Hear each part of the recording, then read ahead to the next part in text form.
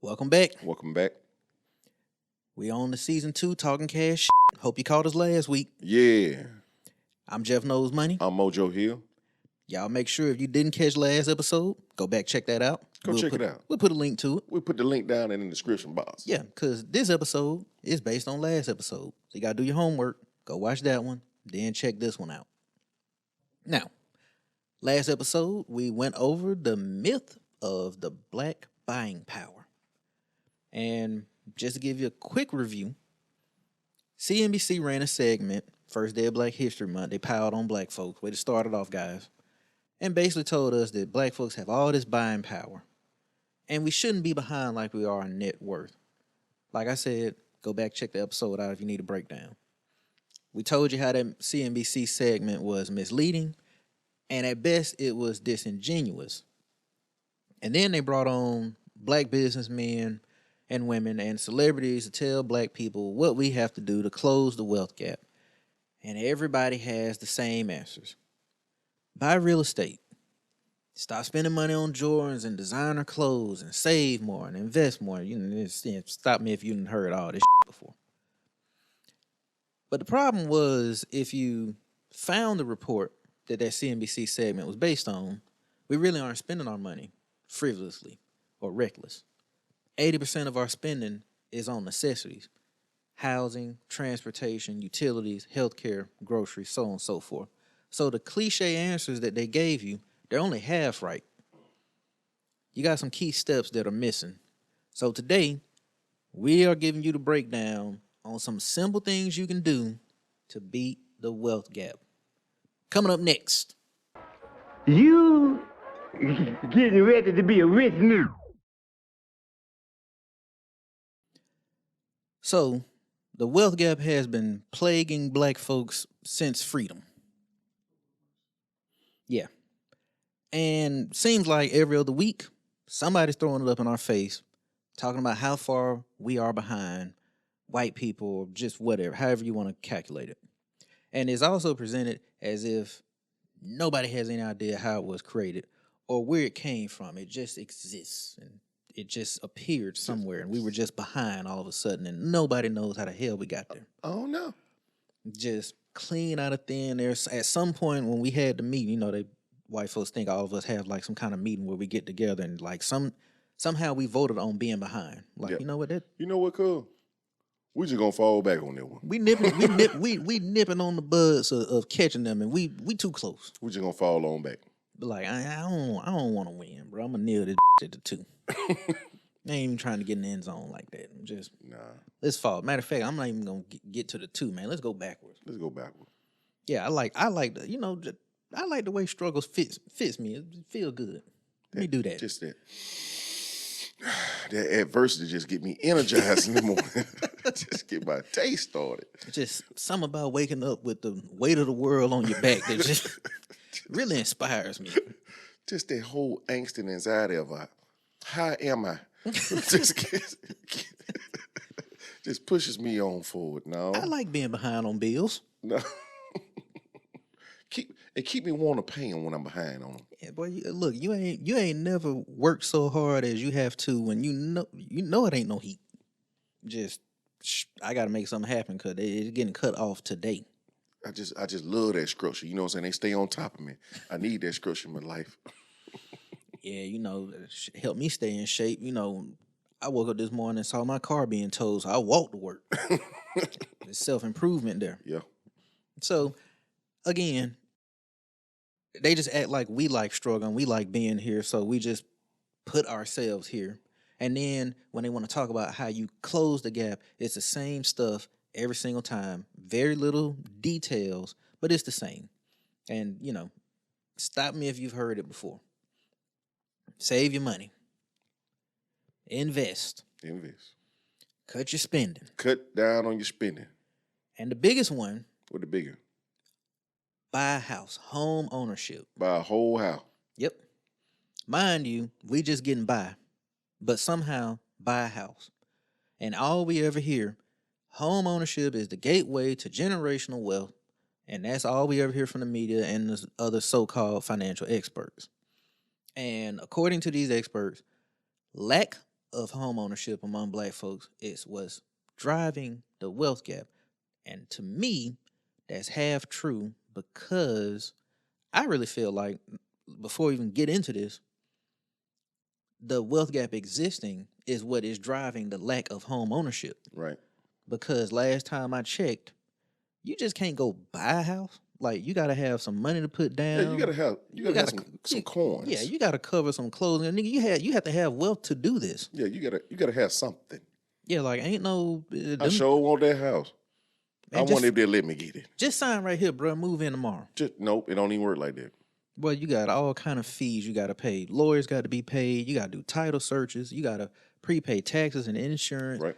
That's just closing costs. You also have to put money down. So if you don't have wealth, you can't buy it. So see that again, being disingenuous.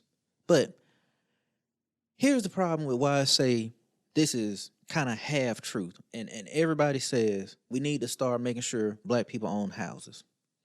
Okay, I get the idea. I get the basics.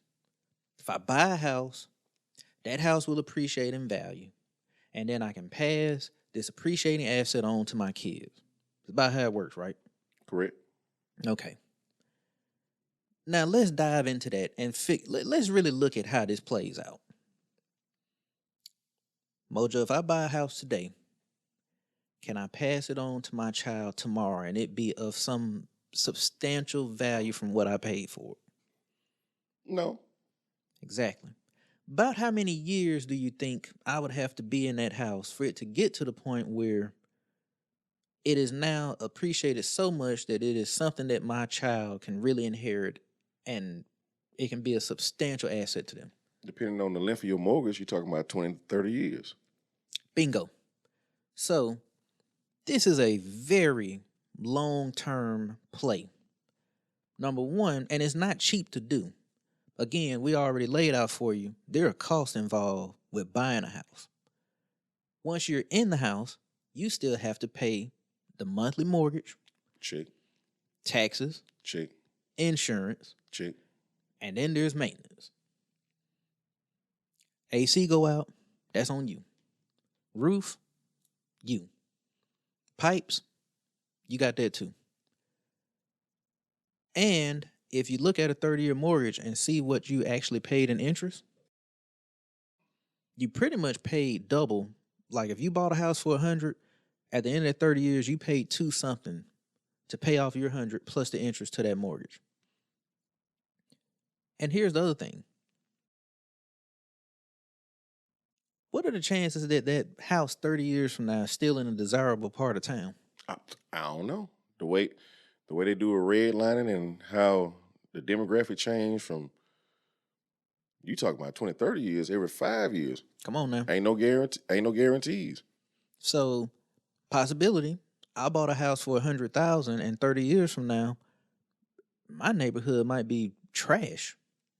Like, stuff phased out, stuff moved to the other side of town. Here I am with this house. I paid 100. I paid it off, but the reality of it is, now the house might be worth 20 or 30. What I just accomplished? Nothing. Not a damn thing. Nothing. You paid to take a loss. That's what you did. A long-term loss. A long-term loss. Got your head whooped every time you paid that mortgage. Just beat up. Here's another thing you didn't think about. What if right now is the best time for me to sell the house? Like, what if I'm at a real estate high and I'm in my head saying, no, I'm going to pass this on to my kids? What if right now is the best time to just go ahead and sell it? And you might just want to sit on it? No. Go and get the money. That way, long live flipper. Get the money. Never go wrong with the Long money. live flipper. Get the money. Never go wrong with the money. Always take the money. Take the money first. You don't get nothing else from this show. Get the money. Get the money. Look, Long live flipper. That's it. We are here for the money. I'm just saying, very long-term play, and you are depending on a lot of things to go right that are beyond your control for this to pay off at the end of that 20 or 30-year mortgage. Because the big key about it is, if I don't pay off that house, did I just leave my child anything? Not a damn thing. But Left some them debt. Left him a bill. A bill. That ain't no. That's a big bill. That's a William right there. There it is. Call him by Call his name. Proper name. Yes. William. Mr. William. Yes. Mr. Will, what we call him. Mm-hmm. Not a bill. No, a Bill is his son. Yeah. That's William That Senior. Junior. Big ass Bill. Big ass bill. So here's the other part about it. Okay. Buy the house. Did the responsible thing. Paid it off. Now you die. Kids inherit the house. And voila, the wealth gap is closed, right? Supposed to be. They have to get the money out the house. Damn sure do. How do they get the money out the house? They gotta sell the house, don't They got to sell the house. There's a cost to doing that. It doesn't, like, I get why we're telling people to do this. All I'm saying is that this is not the answer, and it's a half answer at best. So, responsibly, yes, if I buy a house today and I just do the right thing, I pay it off, that is an asset that can go to my kids. Great. Me personally, I'm a responsible individual, but no, like, think about it. You got guys out here that's movers and shakers in the real estate market that's doing hundreds of millions of dollars deals on real estate. Grant Cardone, right? Yep. Man doesn't even own a home, but you know what he do got? He got the money. Money. He got money. So I always found that just weird, just reading a whole lot of real estate and just anything as far as just improving on self. But a lot of these folks don't even necessarily take on these same type of long-term debts that us as regular people do. And look, Just a thought. with that valid point, because with good reason, again, if I'm talking about wealth accumulation, this is a very, very long-term play. Right. That this wealth does not get unlocked, number one, until the house is debt-free. Or if it's not debt-free, then it needs to have appreciated to the point where whatever debt that I owed on the house, my kids can sell it and still walk away with a substantial amount of money. And here's the kicker. I think the average home price in America is like, let's just say $240,000, $250,000-ish. Mm-hmm. If I still owe $100,000, my kids inherited $100,000, $150,000, right? Right. Is that enough money for my kids to just walk away and not have to work anymore? Not have to worry about anything financially? No. No. Even if I paid it all the way down and you sold it for $250,000, I mean, don't get me wrong. If you had 2 kids and they split $125,000, that ain't bad. That ain't nothing to sneeze at.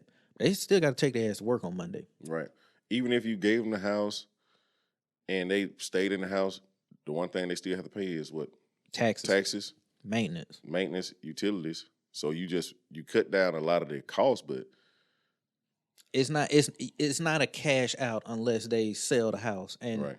the house appreciate. Like, we all have either, it may be our mom and dad, it may be grandma, or maybe had older uncles and aunties that the neighborhood they used to stay in was once like that thriving neighborhood, and now it just ain't the same. And houses around your folks done went down. So now your folks' house isn't worth what it's supposed to be worth because the whole neighborhood went down. Yeah, look like a scene from New Jack City. There when it they is. took over the Cardinals. Looks like Detroit. Oh man. Now, any point, like Detroit on RoboCop. just crime syndicate. that's it. Nothing good going on. They had to send armored men in there to contain y'all. A whole android armored man. The army ain't even got that, but we gonna send him to Detroit. Hey, we got more pressing business. He got a Draco come out of his thigh. He got a mini Draco come out of his thigh. Just send him in there. That man ain't walking around with nothing but a switch and a beam. That's it. That's it. Just four Glock 19s with switches come out his shoulders. Stop, citizen. Sound like the start of a Pooh Shiesty song. Yeah. Yep, that's what your community That's what your community might look like in 20, Granny 30 did years. everything right, paid all the house. You did everything right, but boy, you didn't know. You just didn't know. Didn't know you had a full crime syndicate running around the I ain't block. lying. 11 crack houses. The one house still standing on the block that look good, and 11 crack houses circling it. And you wonder why her taxes every year is like $17 for the house. 2 junkies stressed out in your flower bed every Tuesday. Oh, that's just Mr. Roberts. He don't mean nothing. He don't mean no nothing. harm. He good. When he shake back, he gon' pull them Louise out there I for was me. just about to say that. Look, he kind of helpful because when he needs something, he'll come around and do some handiwork. He'll do a little work. You know, he help put my new AC in. Well, granted, he's the reason he had to get a new AC. Yeah, got them 11 box fans tied together. He took the other one. just doubling back and creating work for himself. I ain't lying. All right, so again, home ownership, we get it. We're not saying it's a bad thing, but we're saying very long-term play, and a lot of stuff has to go right for this to work for your family in order for it to create generational wealth. Now, on to the next thing that everybody tells us to do to create generational wealth. And they said it on the CNBC segment. Black folks need to invest more. They scream this at us. I'm talking about it's like Meek Mills in your ear with a megaphone, just screaming, invest, invest, invest. Hold up, wait a minute. Just invest. But let's look at how this works. Let's look at the numbers behind investing. So first thing I'm asking the audience, but I'm also asking you, Mojo. So what amount of money would you say your kids need to have to be able to say they're rich? Like, I mean, rich. Oh, the flow got to be at least my kids at least a mint. It got to start them off. They at least got to have a whole mint, 1 mint at least. That's the flow. See, that's what I would say. $1 million. Somebody gave you $1 million cash. You can probably figure it out from now. You can. If nothing else, you're going to own a house and a car and still have some money left over. I hope. Some bad gambling habits or something. Oh, definitely. A dog track getting hit. Yeah. That definitely getting hit. Either that or these March Madness parlays finna hit heavy. Come on, St. Pete. Come on, St. Pete. Look, I got it all on the Fighting Peters to win. The Fighting Petermans. So 1 million is the floor, but let's just you split the 1 million amongst your kids. Are they rich enough to not have to work? No, they still somebody gotta go get it. Okay. Is 2 million a number? No, I don't think 2 million number. When you like I said, 1 million to flow, but it's some money, but it's not wealth. It's a start point. It's a good start. But it's a damn good start.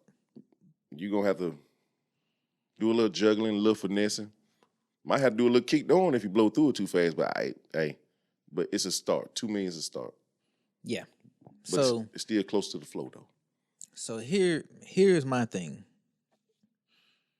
The number's gonna be different for everybody. But if you listen to us in season 1, we were talking about what's really wealth. And that's when you left so much money that you got an oil paint on the wall. Oil paint on the wall money. And I'm talking about now your kids and your grandkids and your great-grandkids, you just a figure. And they referring to you in old-ass terms at this point. Like, oh, yeah, that was our benefactor. A benefactor. That was the patriarch of our family. And, like, your kids walking around and, like, you left so much money now everybody, like, got either they got your name or some version of your name from now on. And, like, the great-grandkids walking around. Grandpa, who's that man on the wall? Oh, child, that's our patriarch Mojo the First. Mojo the First. I thought you were Mojo, Grandpa. Oh, heavens no, I'm Mojo the Eighth. There's Mojo the First. We are all Mojo. The first of his kind. And that's why we name you, dear, Mojita. Like what was Mojo the First named for? Oh, he slayed a cash register in the Battle of Sachs at Phipps Plaza. Just ridiculous amounts of money. Literally burned out an AMX. Tore it up. They Tore if you it mouth out. if you go to Wells Fargo now, they retired his debit card. Ain't lying. They hung it up in the rafters. In the rafters. So again, numbers different for everybody. 1 million the floor. I would say probably 5-ish Yeah. is where you can really start saying, okay, somebody has enough money that if I got 5, my kid ain't got to work. Just I'm gone. You get 5. You ain't working for anybody. I can take enough income off of 5 for you to not have to work. But here we go. Same as with the house. How long does it take you to get to that million or that 2 million or that 5 or whatever that number is for you? Let's put some numbers to it. All right. Let's just say you saved for 30 years and you made 10% returns across that 30 years. Now that sounds easy. That's not an easy thing to do. Stock market long-term average is that, but you're going to have ups and downs, and you got to have a stomach to stay invested through all the ups and downs, and most of you are not going to do it. So 10% return, good. It can happen, but it's not easy. Okay, save for 30 years, 10% return.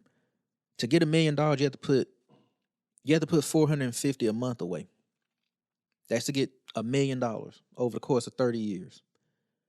To get $2 million, you have to save $885 a month.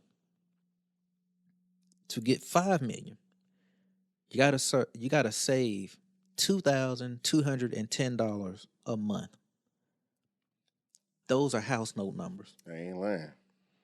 And I seen a car note in there. Oh, it's definitely a car note. It's starting off with a car note. Man, listen. I seen a BBL job in there. I seen pinups in there. Man. Strong. And keep in mind that if you don't have 30 years to do this, if it's a shorter runway, so 20, 15, 10, the numbers are even higher. So think about it. If it took me 30 years to get that monthly payment, to get to whatever I wanted to get to, if I cut that down to 20, I'm real close to having to double that number. So now you're talking about possibly having to save $4,000 or $5,000 a month. Who has that kind of money? You have to actually have money to even save money. And good point. We're gonna get to that. Because here's the thing. When everybody says buy the house or buy or invest, that's cool.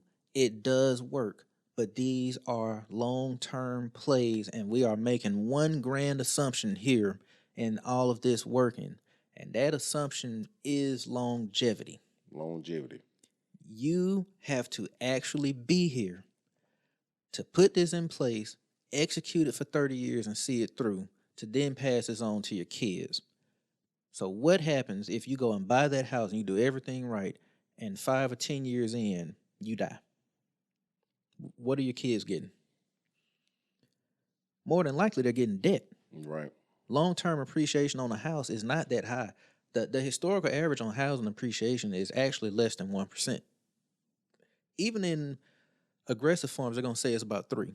So basically, houses, they adjust with cost of living. So inflation goes up, value of houses go up. That's pretty much how this works. So in order for the investing to work, in order for the housing to work, we are assuming that you're going to be here for the next 30 years for all this to pay off, 20 years at least. And what happens if you don't make it? The what if? What happens if you don't make it? Because tomorrow ain't promised. To nobody. Nobody. If we ain't learned anything over these last 2 years with this pandemic, it's a lot of folks that ain't here. A lot of them. Everybody has been affected by this some way. It's a lot of folks that we know, even if it wasn't COVID related, it's a lot of people we know now, they're not here anymore. There was a lot of folks that was out there doing everything right every day, saving, gone. There's a lot of folks out there doing everything wrong, dirt bagging, sleaze balling, gone. Tomorrow ain't promised. Nope. So we're making some assumptions here that I'm going to be here long enough to pay all this stuff off. And here's where the problem is with how we attack the wealth gap. You buy that house. You don't get that much appreciation in the first couple of years. You don't even pay it down that much because you're not paying anything but interest. You die. Now your kids got to figure out what do they do with it. Do they take over the note? Chances are they like, I'm not gonna do that. They probably in a situation where they trying to pay on their own house, Exactly, or their own rent. Like they got their own life. Yeah. And even if they were like, well, I'm gonna move in the house, it's not paid off, so they're gonna have to get it financed in their name. What if they can't get approved for that? Okay. Do they sell it? Because you ain't been in it that long. You may not have enough appreciation in there to sell it. 6% realtor costs. That's substantial. You got to have enough equity to pay the realtor and sell the house. And if you do all of that, you may not even break even. And then there's always some person. I started to say something else, but I don't want to insult anybody. Don't insult nobody, Joe. But there's always one person that be in the background. Daddy wouldn't want you to sell the house. Slap at you. I slapped that drawing on eyebrow straight. Did Daddy leave us any means to deal with this? I ain't lying. No. Why? Because Daddy assumed he was going to be here forever. What happens if I don't live long enough to fund that investment account? I started investing at $450 a month. I do it for about 6-7 years. I die. Boom. Somebody just inherited like $17,000. I know that math ain't exactly right, but y'all get what I'm saying. Okay, so now Daddy just left me enough money to buy a used car and a house that ain't paid off. Right. You just left me a headache. Matter of fact, you brought William to my door. A whole bill. 7-foot bill. Big ass bill. Bill on the post. He getting this rebounding and blocking bill. Big ass, not point guard bill. We talking center bill. Going for 28, 14, and 7. Yeah, you just brought the Jokic of bills to my door. Nigga just man in the paint. Thanks, Dad. Why? Because he assumed he was gonna be here. In both of these scenarios, just like Mojo said, you're doing everything right. And it didn't work. And what's the big thing we're missing in all this? What is the big thing? A very, very simple thing that you can do to make sure that no matter what, this works. Drum roll, please. Life insurance. Life insurance. Simple. Very simple. Get some damn life insurance. Like everybody gets on here and talks about buy real estate, invest. I'm hearing niggas talking about buying NFTs and buying damn property in the metaverse. You are buying virtual property. They don't even make virtual real estate. What about that makes sense? Virtual real estate. Nigga, what? Ain't that an oxymoron? I don't know him, but I'm just saying this shit don't make no sense. Like, I don't want to speak on no man I ain't met, but I'm just saying, like, I don't know, actually, I ain't finna call him out his name like that, but I'm just saying, this shit's stupid. Like, we doing all of that, and y'all won't even get life insurance. Life insurance. Like, literally at your job, it's some white dude posting up in your break room 2-3 times a year trying to sell it to you, and you still won't do it. You just in there like you mad as hell at this dude. You just want to go eat your damn sandwich. He trying to help you. Like, hey, you trying to get some life insurance? How much it cost? Roll out, I'm like, well, I don't know, but you surely couldn't to see, because I get paid every 2 weeks. And then when I get paid, see, I get me 2 bottles of Hennessy from my partner because he get it for the low, right? So you messing with my, and then I get me two case of beer from Cud now. No, I don't think I can handle that. No. You messing with my off money. That's it. Just selfish. Just ain't gonna try and damn make this work. No way, no how. No. Yeah. Good way to get your oil paint on the wall and to be referred to as the anonymous benefactor of the family. It's to just buy some damn life insurance. Life insurance. And we told y'all back in season 1, black folks own a lot of life insurance. The problem is we really own burial policies. Right. Which just not doing much if something happens. Not totally our fault. That's how life insurance was sold to us. But that's a whole nother episode. Probably the next episode. But burial policies is what we were sold. That's why Granny had a policy she paid on for 47 years, and when she died, you turned it in thinking, "Oh, we straight." Granny been paying on that man been coming about getting these payments forever. I know we good. 8,000. Yep. It was enough left over there. She got that dress, that casket, that vault, that slab. Oh no, you blew that on wigs. Gone. Gone. It's gone. So not only do you need to buy life insurance, you need to learn how to leverage life insurance. Life insurance is the simple way for us to close the wealth gap literally immediately. You can just go fill out some paperwork, and if something happened to you, your family's getting 250, 300, 400, 500,000. And if it's term insurance, it's insanely cheap to do. And it's basically irresponsible of you not to have this in place. I think I seen this on the episode of Snap once. Oh, I've definitely seen it on Snap. Oh yeah. I seen a lady that was like killing people, like moving people in with her, putting life insurance on them and then killing them. But like she was getting paid like 37, 40,000. It was like, wow, you killed me over 30,000. I'm gonna kill you. I'll tell you that. I'm dead and you still got to go to work. I'm worth more than that. I'm sorry, but you killed me over some chump change. I'm coming back. I'm gonna be waiting. I'm gonna be waiting for you. You coming back from the repass, and I'm sit front. So we just shooting niggas. That's what we doing. On the stoop, zombied out. So this what we doing. This what we doing now. All right, bet. See, I'm dead now. I ain't got to go to sleep, but you do. I tell you what, pick your dress out. You got one coming. Oh, wait. Yep. Yeah, y'all, stop making this complicated. What we talking about here, real basic. Push-ups and sit-up type shit. Yep. Like, hey, man, you on my 600-pound life. You ain't got to get no fitness. You ain't got to get no fitness instructor. You ain't got to do none of that. Simple. Just walk. Just walk. Start there. Left foot, right foot. Start there. Put them damn New Balances to work. Man. That's what we talking about. Y'all getting real complicated on how to do this, and we just trying to tell y'all the simplest answer here is the best answer. Yes, buy a house. Please save and invest. Get your damn life insurance. Just in case if you out in your car and somebody on their phone not paying attention, they hit you and take you out, your family's still straight. Mm-hmm.